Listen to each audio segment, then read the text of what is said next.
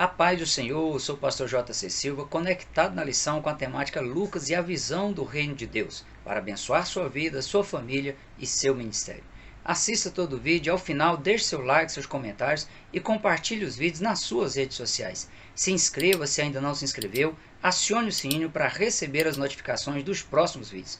Me ajude aí nas interações, que são muito importantes para ampliar o alcance dos vídeos postados. À medida que você curte, que você comenta, a plataforma do YouTube entende que o vídeo é importante e ele estará aparecendo a mais pessoas.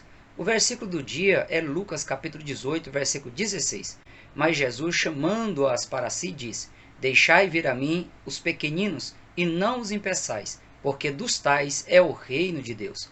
Na verdade aplicado, o pastor César Rosa, comentarista da lição deste semestre, diz que as leis do reino de Deus são diferentes das leis deste mundo. O texto de referência é Lucas capítulo 17, versículos 20 a 37, que por ser um texto longo acerca do reino de Deus, eu peço a você que tire um tempo para refletir sobre essa leitura bíblica na sua Bíblia aí após assistir o vídeo. A nação de Israel viveu vários períodos de domínio estrangeiros e entre os anos 167 a 63 a.C., Israel teve uma certa autonomia política sob a liderança dos Macabeus. No ano 63 a.C., o imperador romano Quineu Pompeu Magno ele invadiu e tomou a cidade de Jerusalém, dando início ao domínio romano sobre Israel. Entre os anos 27 a.C. até o ano 14 d.C., Júlio César foi o imperador romano que dominou sobre Israel. Havia uma grande expectativa de as promessas messiânicas se cumprirem e se levantasse um rei que libertasse a nação de Israel do jugo dos romanos e implantasse no território de Israel um reino político sólido. Apesar de os textos proféticos confrontarem a situação vivenciada pelos judeus, nem mesmo as lideranças religiosas se deram conta de que Deus, primeiro, ele implantaria um reino espiritual para somente depois consolidar o reino político. Daí a necessidade de o evangelista Lucas expor o ponto de vista que ele construiu a partir de pesquisas consistentes, com riqueza de detalhes sob a direção do Espírito Santo. A primeira coisa que Lucas esclarece é quanto às necessidades de as pessoas terem que se comprometer em renunciar os seus padrões humanos ímpios e seguir a ética do reino de Deus. Caso a nação de Israel não se adequasse aos padrões do reino de Deus, se permitindo ser transformada espiritualmente para se ajustar de forma prática às instruções de Deus, a nação ela não se submeteria ao reino político de Jesus naquela época, não aceitaria a implantação de um possível reino político de Deus naquela época. Tanto é que a nação de Israel recusou o Mashiach, o Christus, como um ungido de Deus para a missão especial de suceder o rei Davi no trono de Israel, rejeitaram a oferta divina de um reino espiritual de salvação eterna. A expressão reino de Deus é uma alusão de que o reino pertence a Deus, de que Deus é o governante soberano.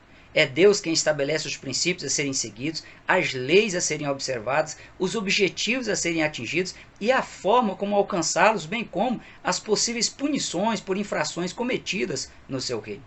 Os judeus queriam libertação política, mas não estavam dispostos a se submeterem aos princípios divinos, ao seu jeito de ser, de agir e de governar. Deus havia chamado Abraão e construído uma grande nação depois do cativeiro egípcio. Já havia libertado os judeus dos cativeiros assírio e babilônico, já havia usado muitos líderes da nação para promover a autonomia política. No entanto, o povo continuava mergulhado na idolatria, na imoralidade, na corrupção, no engano, nas injustiças sociais, no desvio moral e ético. Caso as pessoas não se submetessem espiritualmente às orientações do comando divino, mesmo que Deus levantasse aí naquela época um reino político, a nação ela seria novamente destruída, tendo em vista o desvio espiritual que a nação estava submersa. Essa mesma verdade vale para quaisquer pessoas, pois como alguém pode se submeter ao governo político sob o reinado de Jesus, se essa pessoa não se submeter ao seu reino espiritual? É impossível. O pastor César Rosa, ele ressalta o fato de Jesus ter deixado evidente que o ser humano, ele precisa desejar o reino de Deus, precisa desejar ser governado por Deus, precisa se permitir ser um servo fiel ao reino de Deus. Na oração do Pai Nosso, Jesus, após reconhecer a soberania divina, ele orou dizendo: Venha o teu reino, seja feita a tua vontade, tanto na terra como no céu. Primeiro, precisa haver uma obediência espiritual para que a pessoa ela se condicione a ser obediente na vida física. A vontade de Deus na terra deve ter como padrão de referência a forma como é no céu, e não o contrário. Por isso, o reino de Deus precisa ser primeiro implantado no mundo espiritual da pessoa, para somente depois se expandir para o reino terreno. As duas expressões reino de Deus e reino dos céus são encontradas nos evangelhos e traz o mesmo significado, pois é uma alusão ao reino espiritual cujo soberano é Yahvé Adonai, o soberano do universo. Um governo teocrático cujos princípios e leis são baseados nos atributos absolutos de soberania e de justiça do próprio Deus. A diferença é que Mateus, escrevendo aos romanos, ele usa a expressão reino dos céus, evitando assim usar o nome de Deus. Caso Mateus usasse a expressão reino de Deus, ele criaria uma grande barreira no seu acesso aos romanos, que eram politeístas, e isso dificultaria em muito Mateus comprovar, por meio do seu evangelho, de que Jesus era de fato o cumprimento das profecias messiânicas. Já Lucas, que fez uma profunda pesquisa com o propósito de que Teófilo ele tivesse a certeza das coisas que ele já estava inteirado, Lucas fez questão de usar a expressão reino de Deus para mostrar ao excelentíssimo Teófilo a supremacia de Deus sobre os demais conceitos religiosos daquele tempo.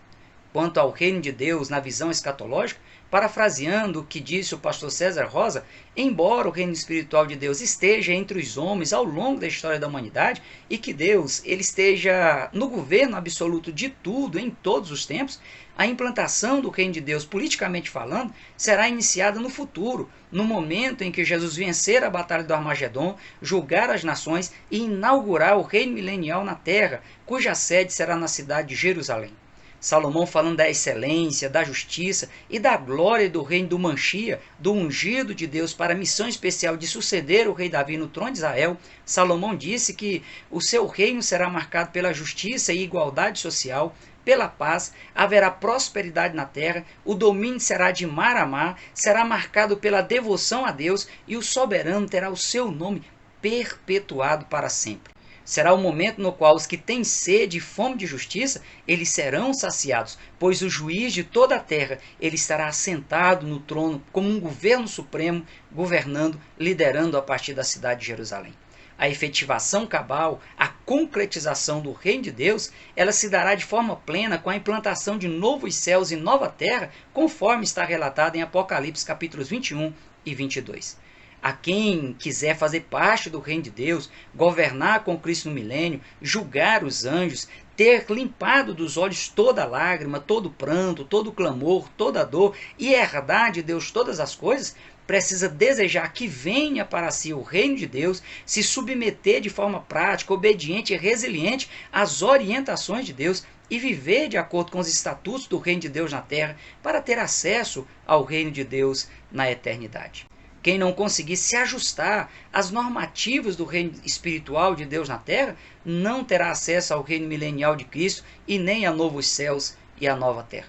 O desenvolvimento do reino de Deus foi apresentado por Jesus em duas parábolas que foram registradas por Lucas, nas quais Jesus deixou evidente o quanto sobrenatural é o reino de Deus ao compará-lo com o processo que ocorre com uma semente que é plantada no solo e com o fermento que é inserido em uma massa.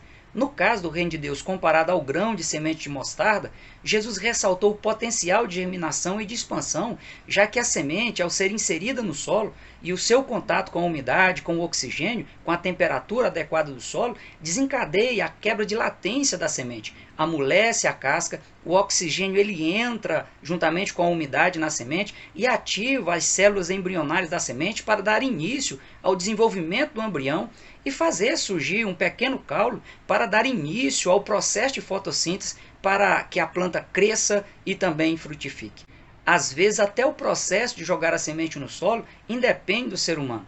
A semente pode espontaneamente cair de uma árvore ou de uma planta qualquer, pode ser jogada por um pássaro ou depositada por um inseto.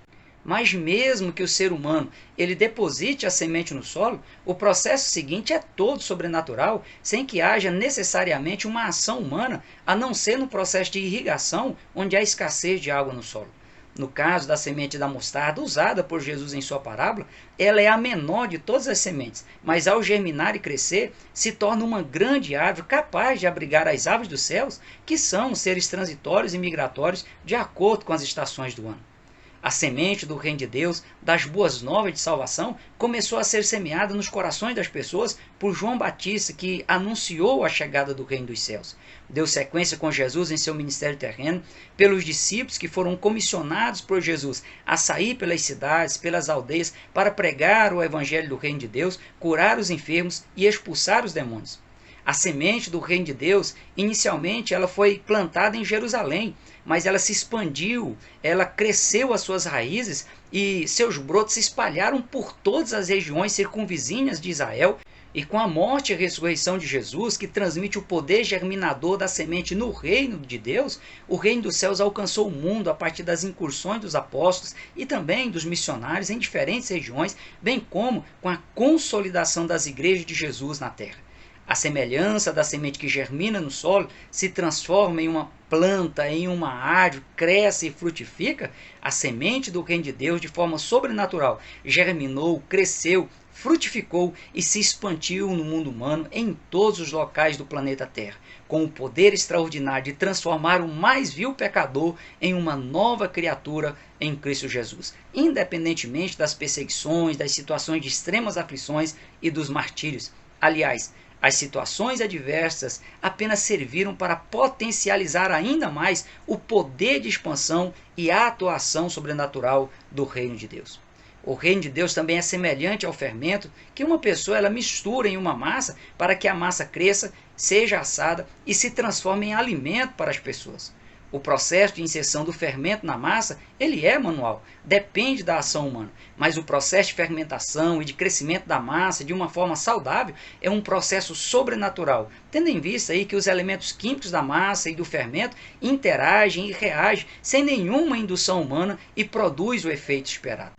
O pastor César Rosa, ele argumenta que ao comparar o reino de Deus com o fermento em uma massa, Jesus ele estava enfatizando o poder de influência, o poder de ação e reação de Deus na vida das pessoas representadas pela massa. A influência, o poder de ação e também de reação são invisíveis aos olhos humanos, mas o resultado é inquestionável, profundo e abrangente. Outro fator importante colocado pelo pastor César Rosa é que o fermento age e reage dentro da massa e não por fora dela. O mesmo ocorre com o reino de Deus. Ele precisa ser inserido nos corações humanos para que surta o efeito esperado e se torne aí uma expansão do reino de Deus na terra, se torne um alimento espiritual de libertação da inanição provocada pelo pecado na vida humana. Paulo ressalta essa verdade ao bradar dizendo: porque todo aquele que invocar o nome do Senhor será salvo. Como, pois, invocarão aquele em quem não creram?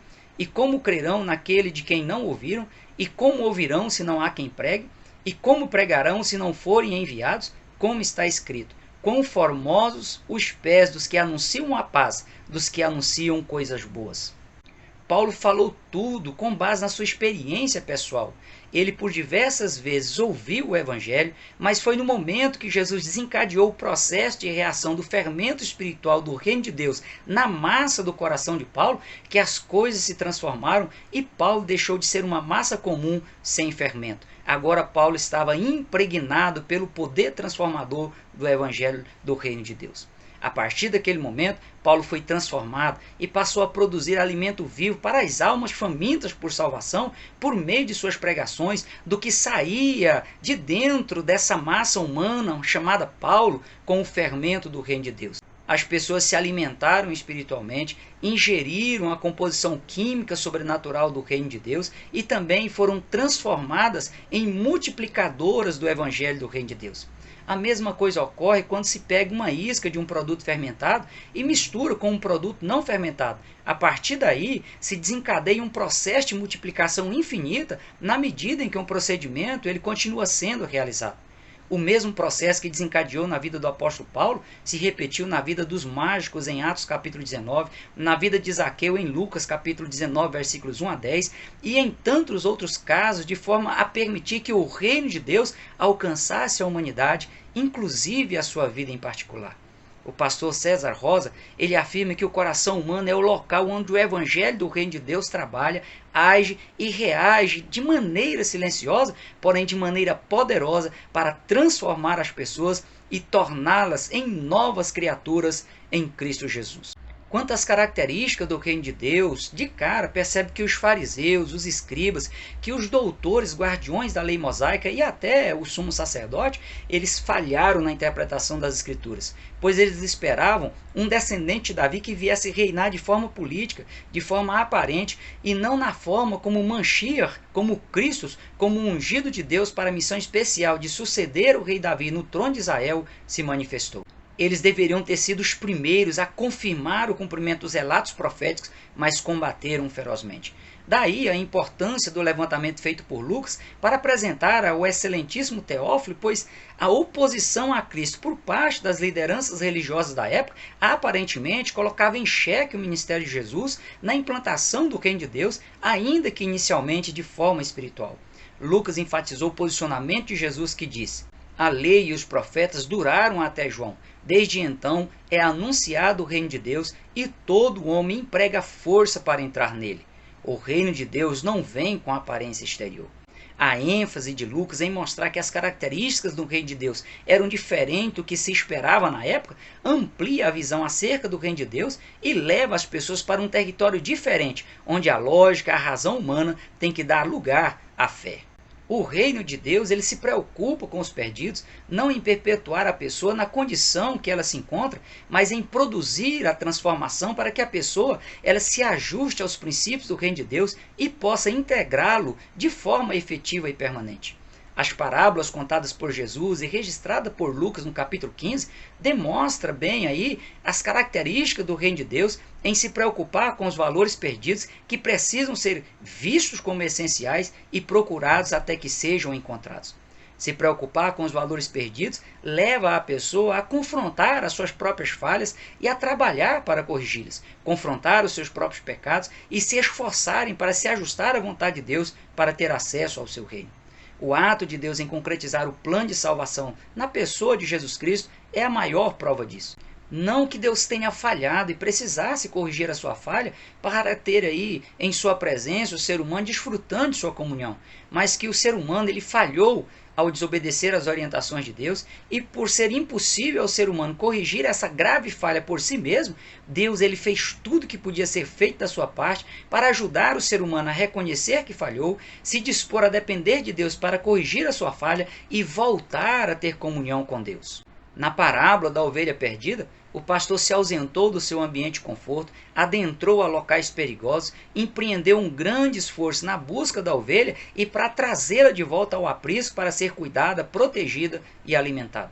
Jesus apresenta a si mesmo na figura deste pastor, pois ele deixou a sua zona de conforto porque ele era Deus, se tornou um ser humano comum, se submeteu a toda sorte de perigos, perseguições e tentações para, por meio da cruz em seus ombros, reconduzir a ovelha, uma representação dos seres humanos, ao aprisco divino. Na parábola da dracma perdida, a mulher desejou encontrá-la, empreendeu esforços, mas foi a ação sobrenatural da luz para dissipar a escuridão que fez com que a dracma ela fosse encontrada. Jesus se apresentou na figura da luz, que raiou, dissipando as trevas espirituais para que as pessoas representadas pela dracma perdida fossem reencontradas. Na parábola do filho pródigo, o pai esperou de forma resiliente o retorno do filho ao lar, que só foi possível devido às suas reflexões do que ele conhecia das condições sustentáveis de vida na casa do pai. Jesus se apresentou como sendo esse mover sobrenatural de Deus na mente do filho pródigo, uma representação da humanidade que abandonou a casa de Deus Pai, para que por meio dos conhecimentos adquiridos a respeito do reino de Deus, as pessoas refletissem e sentissem o desejo e tivessem forças para retornar à casa de Deus Pai. Em outras ocasiões, questionados por que atendia, entrava nas casas, comia e bebia com pessoas que eram rotuladas de pecadores, Jesus diz: não necessitam de médicos que estão sãos, mas sim os que estão enfermos. O Filho do Homem veio buscar e salvar o que se havia perdido. E ainda hoje, essa característica do reino de Deus, ela precisa ser preservada. Infelizmente, há aqueles que imaginam que determinadas pessoas não merecem ser salvas, ou que dentro das igrejas não pode haver problemas, não pode haver dificuldades a serem resolvidas. Até mesmo o pior dos piores pecadores precisa ser alcançado pela graça salvadora disponibilizada por meio de Jesus Cristo. E as igrejas são locais de tratamento das almas, de soluções de problemas para que as pessoas elas consigam se ajustar aos princípios que norteiam o reino de Deus e tenham acesso ao reino de Deus. É dever da igreja distribuir a semente do evangelho, a semente do reino de Deus. É por meio da propagação do evangelho que as pessoas com problemas graves, elas são alcançadas, experimentam curas físicas e espirituais e são capacitadas a fazer parte do reino de Deus. Reter para si a semente do evangelho do reino de Deus é uma atitude egoísta e pecaminosa, pois a Bíblia diz que aquele que pode fazer o bem e não o faz, comete pecado. Quanto ao reino de Deus e à morte física, é algo que precisa ser levado muito a sério. Há pessoas que dizem, tenho que aproveitar essa ou aquela oportunidade enquanto estou vivo. Enquanto tenho oportunidade de desfrutar disso ou daquilo, eu preciso aproveitar. A morte física não é o fim da vida humana, pois a alma e o espírito do ser humano são imortais, sobrevivem à morte física, e é na vida pós-morte física que o ser humano ele vai experimentar os mais intensos resultados das escolhas pessoais e íntimas que ele tomou enquanto estava vivo fisicamente. Em Lucas capítulo 16, versículos 22 a 26, na parábola do rico e Lázaro, Jesus ele deixa claro que após a morte física, o ser humano ele vai ser condenado por seus atos pecaminosos ou desfrutar da alegria de estar com o Senhor na eternidade. No anúncio do grande amor de Deus à humanidade, o próprio Cristo diz que haverá aqueles que serão condenados por se recusarem a crer no unigênito enviado por Deus, tendo em vista amarem mais as trevas do que a luz. Enquanto que o pecador arrependido, ele terá direito à vida eterna com Cristo Jesus no momento em que ele consolidar o reino de Deus ao estabelecer novos céus e nova terra. Jesus advertiu que é necessário ao cristão estar preparado a todo instante, pois o Filho do Homem, Jesus, voltará a qualquer momento. Ao se recusar a crer em Cristo, para se livrar da ira futura, o ser humano ele se coloca na condição de quem vai perecer, sem condições nenhuma de se desculpar diante de Deus. O apóstolo Paulo, rememorando os ensinamentos de Jesus, ele disse, vós mesmos sabeis muito bem que o dia do Senhor, o dia no qual Deus vai punir os filhos da desobediência, virá como ladrão de noite. Em Mateus capítulo 13, versículo 43, Jesus disse, os justos resplandecerão como o sol no reino de Deus. E completou dizendo, quem tem ouvidos, que ouça. Ainda que vivamos em um país laico, no qual as leis do Estado não podem sofrer interferências religiosas, nós temos a liberdade de professar a fé e propagar o Evangelho de Jesus para que o reino de Deus ele continue se ampliando na vida das pessoas. É o desejo de Deus que toda a humanidade conheça o seu reino e tenha a oportunidade de se ajustar aos princípios fundamentais que o regem para ter acesso a ele. Um dia, querendo os homens ou não, combatendo os homens ou não, o reino de Deus ele sairá da esfera espiritual, será implantado na terra no reino milenial e consolidado na implantação de novos céus e nova terra. Enquanto isso não ocorre, fica claro que o reino de Deus ele mostra que a vida humana é regida, acima de tudo, por leis sobrenaturais e que Deus sempre foi, é e sempre será o soberano do universo. Quem se ajustar à vontade de Deus, deixa de ser inimigo de Deus e passa a ser participante do seu reino. Se a vontade de Deus ela é boa, perfeita e agradável, por que resistir e se opor à vontade de Deus? Pense nisso e tome a sua decisão. Dela dependerá onde você passará a eternidade. O desejo de Deus e também o meu desejo é que você seja participante do reino de Deus nesta vida e também na eternidade. Hoje nós ficamos por aqui. Até o próximo encontro, conectados na lição. Prossiga na paz do Senhor.